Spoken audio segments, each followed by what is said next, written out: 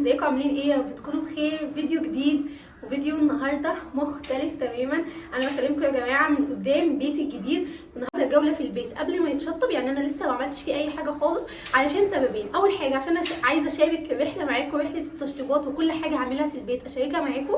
وتاني حاجه علشان عايزه رايكم في كذا حاجه في البيت، فانتوا تفيدوني وتقولوا لي رايكم ايه. نبتدي الفيديو، ما تنسوش تعملوا لايك للفيديو وتعملوا سبسكرايب للشانل لو انتوا مش عاملين سبسكرايب. يا جماعه زي ما قلت لكم هو البيت لسه على المحاره، يعني انا لسه ما عملتش فيه اي حاجه خالص، ولكن زي ما قلت لكم انا عايزه اشارك معاكم الرحله كلها. يعني هصور معاكم التشطيبات كلها، هصور معاكم كل حاجه انا هعملها في البيت.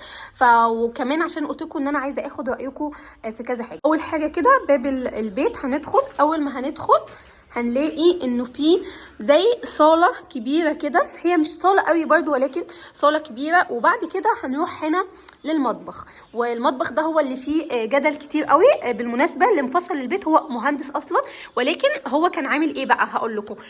ما كانش عامل حته البار دي، والحته الصغننه اللي هي متمحره قدامكم دي هو كان عاملها حمام ضيوف. يعني الحته الصغننه اللي قدامكم دي كان عاملها حمام ضيوف، وكان عامل بس الحته دي كده، الحته دي كلها كده هي المطبخ. ولكن انا حسيت انه انا لما احط حمام الضيوف، يعني اسيبها كلها مفتوحه كده، ده بيدي وسع وشكل حلو للمطبخ. فانا مش عارفه، محتاره. في ناس تقول لي ان انت هتحتاجي حمام الضيوف، هتحتاجيه قوي، وفي ناس بتقول لي لا.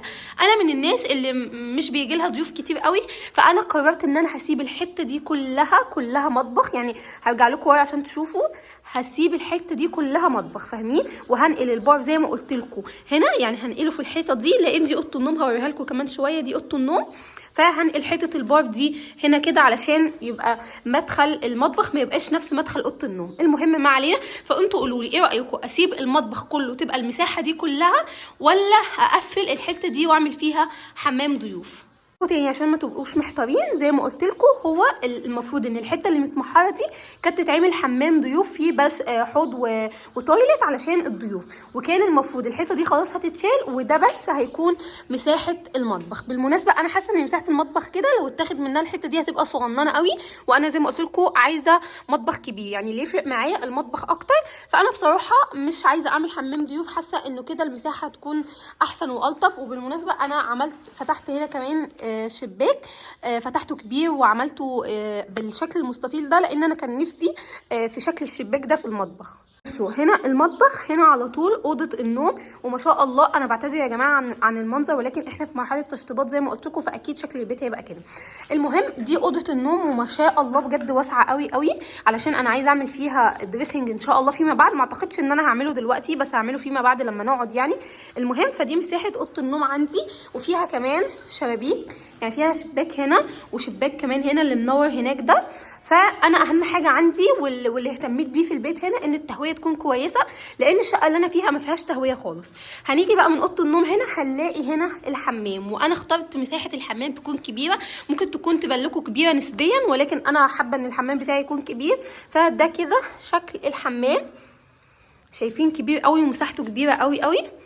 ان شاء الله ان شاء الله يعني هنعمل شغل كويس قوي قوي في الشقه هنا، فان شاء الله الشقه تبان ومساحتها تبان لما نبدا نشتغل فيها. بعد كده بقى من الحمام هنا، في هنا اوضه الليفنج. وانا اهتميت باوضه الليفنج ان هي يكون فيها شباك واسع وباب بلكونه واسع قوي علشان يدخل لي الاضاءه. يعني الاوضه دي بالذات هي فيها اكبر قدر من الاضاءه علشان تنور البيت كله او تدي اضاءه للبيت كله. شايفين ده كده مساحه الاوضه من بعيد، وده كده مساحتها من جوه.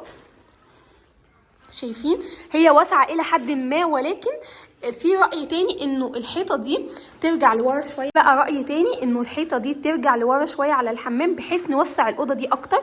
انا شايفة ان الأوضة مش محتاجة توسع كتير، يعني هي كده مساحتها حلوة قوي. فانا مش عارفة، يعني حاسة ان انا عايزة حمام كبير. يعني دي نقطة كمان احنا مختلفين عليها، انه انا عايزة حمام كبير ومش عايزة اضيق في الحمام. واغلب الآراء بتقول ان احنا نرجع الحيطة ورا علشان نضيق الحمام شوية ونوسع في الأوضة شوية، خصوصا يا جماعة ان انا مش عاملة ريسبشن.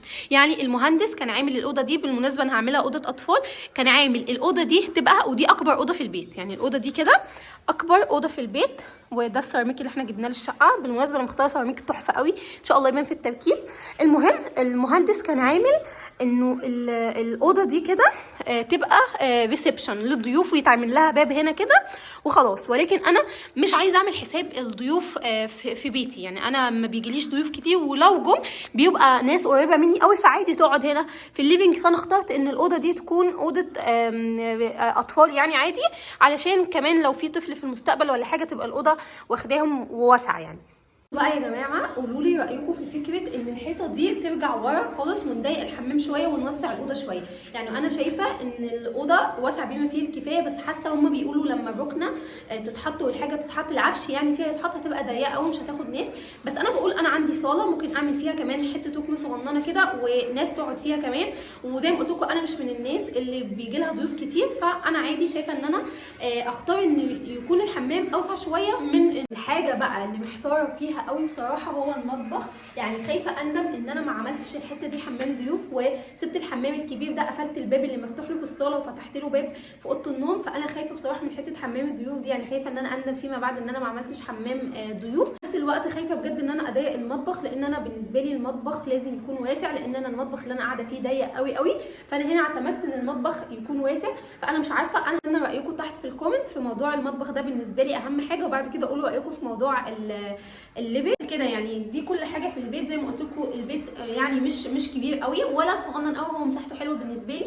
اوضه اطفال وليفينج وحمام كبير واوضه نوم مساحتها كويسه زي ما انتم شفتوا، والمطبخ مساحته كويسه. وعندي كمان صاله ممكن احط فيها جزامه، ممكن اعمل فيها كوفي كورنر، ممكن اعمل فيها كمان ركنه صغننه قوي واحطها عشان لو حد عايز يقعد. رايكم قولوا لي رايكم في البيت، ولو عندكم اي اقتراحات لاي حاجه تتعمل في البيت قولوا لي. انا عامله الفيديو ده علشان استفاد من ارائكم، ولو حد عنده اي حاجه وانا مش واخده بالي من حاجه قولوا لي برده.